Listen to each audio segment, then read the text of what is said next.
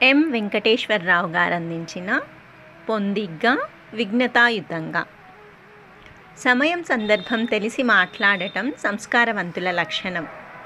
అలా కాకుండా అన్నిట్లో తలదూర్చి అప్రస్తుత అధిక ప్రసంగాలు చేసేవారు తమకు తెలియకుండానే అవివేకాన్ని బయటపెట్టుకుంటారు.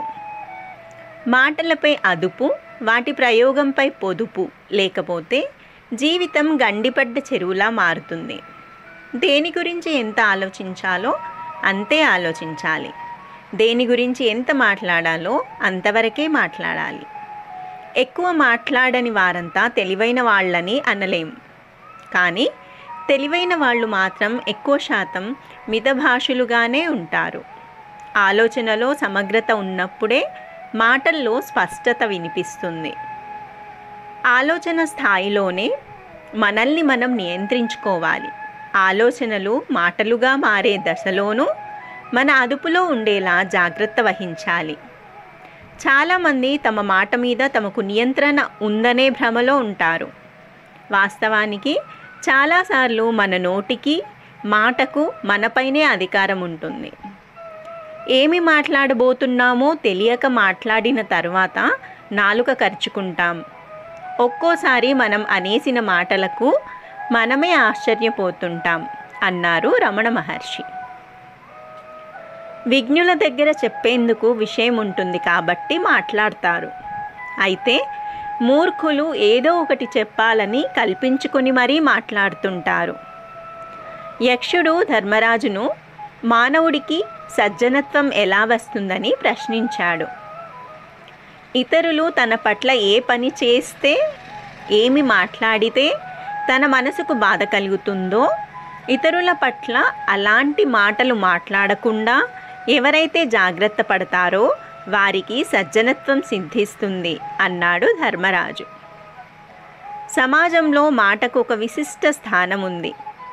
సందర్భోచితమైన మాట మాత్రమే మనిషికి గౌరవాన్ని ఇస్తుంది. ఇది ఎంత క్లుప్తంగా, అర్థవంతంగా, వినసొంపుగా ఉంటే అంత శక్తివంతమవుతుంది. పరిధి దాటని మాట మానవ సంబంధాలను బలపరిస్తే, పరిధి దాటిన మాటలు క్షణాల్లో వాటిని నిర్వీర్యం చేస్తాయి. మనకు అవగాహన లేని అంశాలపై చర్చించకూడదు. స్పందించాల్సిన సందర్భం కాని చోట మేధావి మౌనంగా ఉంటాడు. మనసులో యోచన, మాటలో సూచన, క్రియలో దక్షత, ఈ 3 లక్షణాలు ఏకమైనప్పుడే వ్యక్తిత్వం వికసిస్తుంది. నలుగురు మాట్లాడుకునేటప్పుడు కొంతమంది తగుదునమ్మా అంటూ వచ్చి తలదూరుస్తుంటారు. అడగకపోయినా అభిప్రాయాలను వెల్లడిస్తూ తమ మిడిమిడి జ్ఞానాన్ని బయటపెట్టుకుంటారు. అధిక ప్రసంగ ధోరణి ఆత్మన్యూనతకు చిహ్నం. అది ఆత్మగౌరవాన్ని దెబ్బతీస్తుంది. ధర్మ మార్గం పట్ల గౌరవం, సమయానుకూలంగా సర్దుకుపోయే గుణం, సమయస్ఫూర్తితో వ్యవహరించగలిగే యుక్తి, సందర్భోచితంగా మాట్లాడే ప్రజ్ఞ ఉన్న వ్యక్తి సర్వకార్యాలను సాధించగలడని ఒక సుభాషితం చెబుతోంది.